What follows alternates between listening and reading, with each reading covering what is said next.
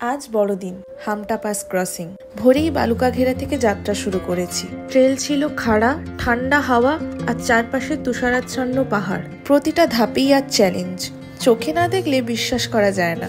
অবশেষে যখন আমরা পৌঁছালাম হামটা পাসের চূড়ায়, চারপাশের দৃশ্য নিঃশ্বাস কেড়ে নিল।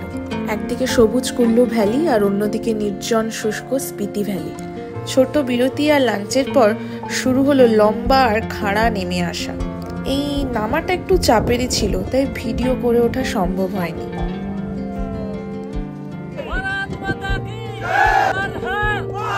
থেকে ধীরে ধীরে নেমে আমরা পৌঁছালাম শিয়াগোরো ক্যাম্প সাইটে, প্রায় 12,900 ফুট উচ্চতায়।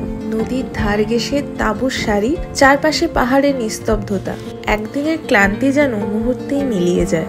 আজকের হাঁটা প্রায় 8 থেকে 9 কিলোমিটার, সময় লাগে 8 থেকে 9 ঘন্টা। কঠিন হলেও এই অভিজ্ঞতা ভোলার না।